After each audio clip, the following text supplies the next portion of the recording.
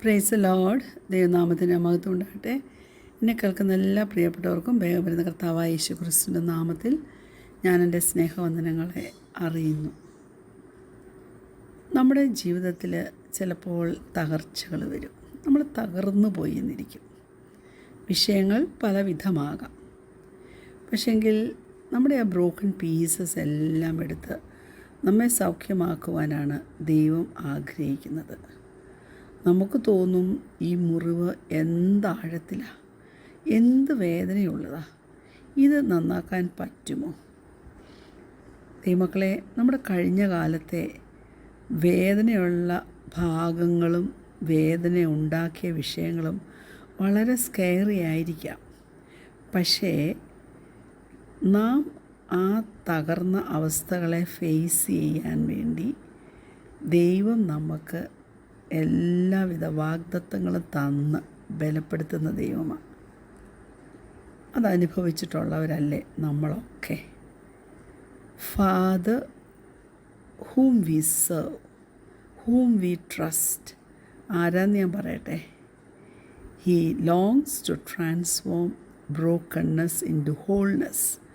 തകർച്ചകളെ പൂർണ്ണതയിലെത്തിക്കുന്ന ഒരു വലിയ ദൈവത്തെ സേവിപ്പാൻ ദൈവം നമുക്ക് ഭാഗ്യം തന്നതിനായിട്ട് നമുക്ക് ദൈവത്തെ സ്തുതിക്കാം.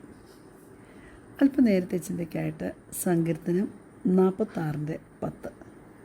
മിണ്ടാതിരുന്ന് ഞാൻ ദൈവമെന്ന് അറിഞ്ഞുകൊള്ളുവിൻ. ഞാൻ ജാതികളുടെ ഇടയിൽ ഉന്നതനാകും, ഞാൻ ഭൂമിയിൽ ഉന്നതനാകും. ദൈവമക്കളെ, മിണ്ടാതിരുന്ന് വിഷയം ദൈവത്തെ ഏൽപ്പിച്ചുകൊണ്ട് സ്വസ്ഥമായിരിക്കുക. കർത്താവ് പണിയട്ടെ. ഈ ലോകം നമുക്ക് ഒത്തിരി തരത്തിലുള്ള ഇൻഫർമേഷൻസ് തരും. ഈ ലോകത്തിൽ ജ്ഞാനത്തിന് വലിയ വിലയാണ്. ഓരോന്നും നമ്മൾ തിരഞ്ഞെടുക്കുമ്പോൾ അതിനെ ജഡ്ജ് ചെയ്യുന്നത് നല്ലതായിട്ടോ ചീത്തയോ ആയിട്ടാണ്. എന്നാൽ തമ്മിൽ അറിയാത്ത മനുഷ്യർ എന്ത് ചെയ്യുമെന്നറിയാമോ? അവർ അതിനെ സാധുവാക്കും, അല്ലെങ്കിൽ അസാധുവാക്കും. അതായത് അവർ ഒന്നിൽ അതിനെ ഉറപ്പിക്കും, അല്ലെങ്കിൽ അതിന് വിപരീതമായി പ്രവർത്തിക്കും മറ്റുള്ളവരുടെ പ്രവൃത്തികളെ. അതേ ദൈവമക്കളെ, നന്മയുമുണ്ട് തിന്മയും ഈ ലോകത്തിലുണ്ട്. റൈറ്റായിട്ടുള്ള കാര്യങ്ങളുമുണ്ട്, റോങ് ആയിട്ടുള്ള കാര്യങ്ങളുമുണ്ട്. പക്ഷെ നമ്മൾ കെയർഫുള്ളായിരിക്കണം. നമ്മുടെ ഒപ്പീനിയനെ, നമ്മുടെ അഭിപ്രായങ്ങളെ ആരാണ് ഗൈഡ് ചെയ്യുന്നതെന്നുള്ളൊരു ചിന്ത നമുക്ക് വേണം. നമ്മൾ ചിലപ്പോൾ ഈ ഭൂമിയിൽ കാണുന്നത് ഒരു ഫ്രാഗ്മെൻ്റ് ആയിരിക്കും, ഒരു ചെറിയ കഷ്ണമായിരിക്കും കാണുന്നത്, അല്ലെങ്കിൽ a piece of a fragment ആയിരിക്കും, ഒരു തരിയായിരിക്കും കാണുന്നത്. വാസ്തവമായി നടക്കുന്നതിൻ്റെ ഒരംശം മാത്രം. പക്ഷേ എല്ലാത്തിനും ഒരു സ്റ്റാൻഡേർഡുണ്ട്. നമ്മുടെ ക്യാരക്ടറിനെ കുറിച്ച് തന്നെ ഒരു വിശ്വാസമുണ്ട്, അല്ലേ? കരുണയുള്ളത്, സ്നേഹമുള്ളത്, സത്യമായത്, നോബിളായിട്ടുള്ളത്, അല്ലേ? പക്ഷെ നമുക്കറിയാത്ത ഒത്തിരി കാര്യങ്ങളുണ്ട്, നമുക്ക് മനസ്സിലാകാത്ത ഒത്തിരി കാര്യങ്ങൾ ഈ ലോകത്തിലുണ്ട്. നിങ്ങൾ അതെന്നോട് സമ്മതിക്കുമെന്ന് ഞാൻ വിശ്വസിക്കുന്നു.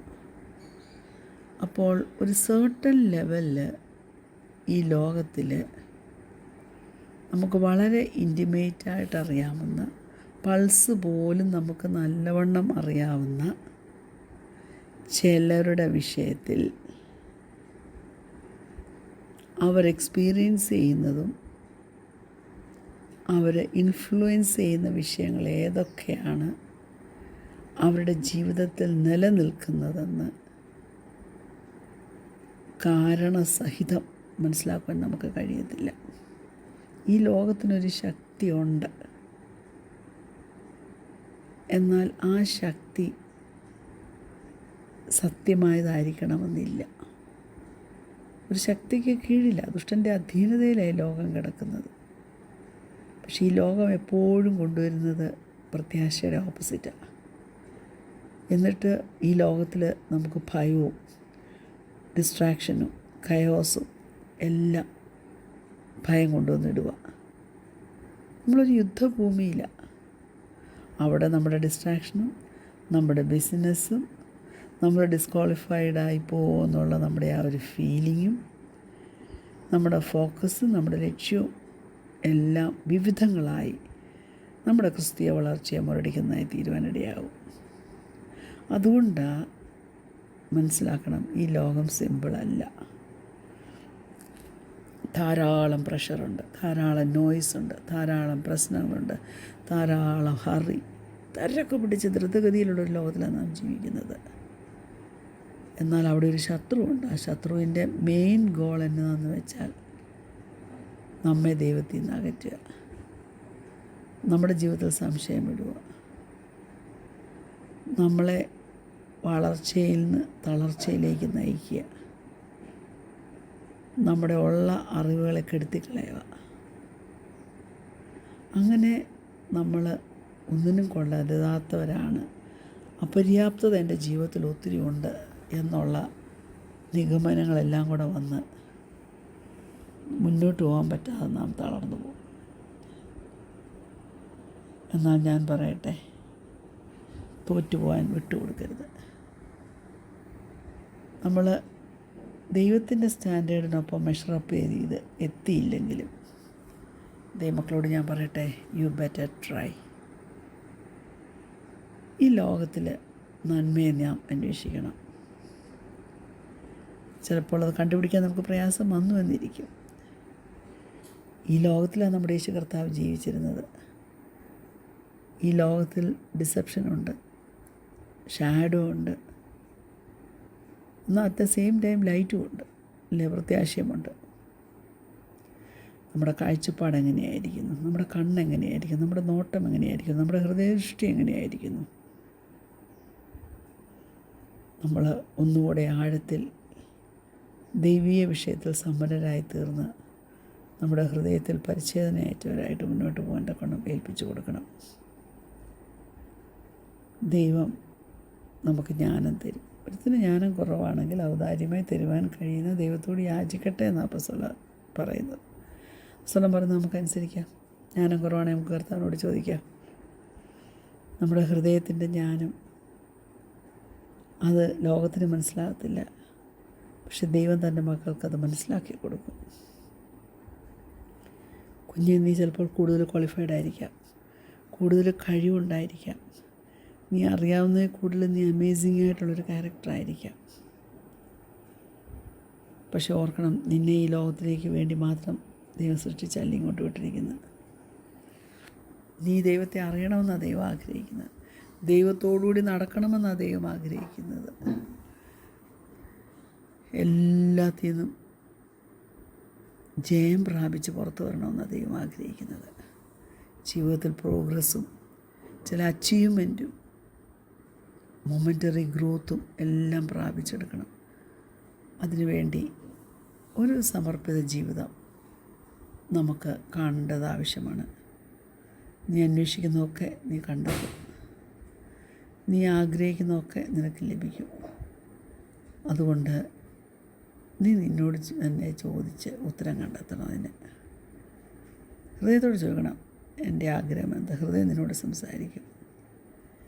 ഈ ലോകത്തിലെ പ്രഷറെല്ലാം കൂടെ നീ തിരഞ്ഞെടുക്കേണ്ടുന്ന കാര്യത്തെ നിൻ്റെ ജീവിതത്തിന് മുമ്പിൽ കൺഫ്യൂഷനായിട്ട് കൊണ്ടുവരുന്നുണ്ടോ? ദൈവം നമുക്ക് തന്നിരിക്കുന്ന ആ മോട്ടിവേഷൻ ഉണ്ടല്ലോ, നാം ഒരിക്കലും അതിനോട് റിബൽ ചെയ്യാൻ പോകരുത്. Deep in your heart, deep in your heart ഞാൻ പറയട്ടെ, there is more, there is more, there is more. എന്നാൽ ഹൃദയത്തിൻ്റെ എല്ലാ തുടിപ്പുകളുടെയും അടിയിൽ ഞാൻ പറയട്ടെ, പുത്രന്മാരും പുത്രിമാരും എടുക്കുന്ന തിരഞ്ഞെടുപ്പുകൾ, അവിടെ ആഴത്തിൽ വലുതായിട്ടുള്ള ഒരു ഫോഴ്സുണ്ട്. എല്ലാത്തിനെ കഴിഞ്ഞും പവർഫുള്ളായിട്ടുള്ളൊരു ഫോഴ്സുണ്ട്. വാക്കുകൾ കൊണ്ട് ആ ഫോഴ്സിനെ നമുക്ക് എക്സ്പ്ലെയിൻ ചെയ്യാൻ പറ്റത്തില്ല. ജ്ഞാനം കൊണ്ട് ആ ഫോഴ്സിനെ നമുക്ക് അളക്കാൻ പറ്റത്തില്ല. ദൈവത്തിൻ്റെ അടുക്കിലേക്ക് വന്ന് അവനെ ഒന്നുകൂടെ ബെറ്ററായിട്ട് അറിയുവാൻ നമുക്ക് കഴിയണം. അതാണ് നമ്മുടെ ജീവിതത്തിലെ ആവശ്യം. നമ്മളൊരിക്കലും ഹറിയായി പോകരുത്, അർജൻറ്റായി പോകരുത്.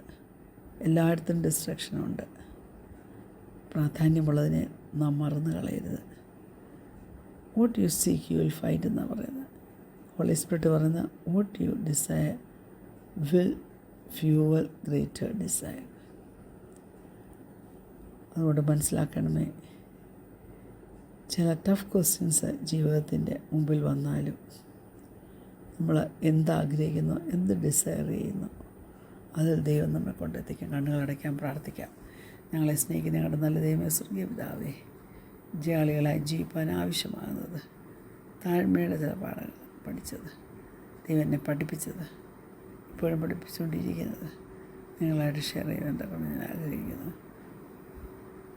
കർത്താവ് ഓരോരുത്തരെയും സഹായിക്കട്ടെ. യേശുവിന്റെ നാമത്തിൽ ആമേൻ, ആമേൻ, ആമേൻ.